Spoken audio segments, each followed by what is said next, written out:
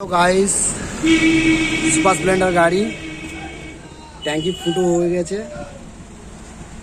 তো দেখো এখানে ফুটো হয়ে গেছে,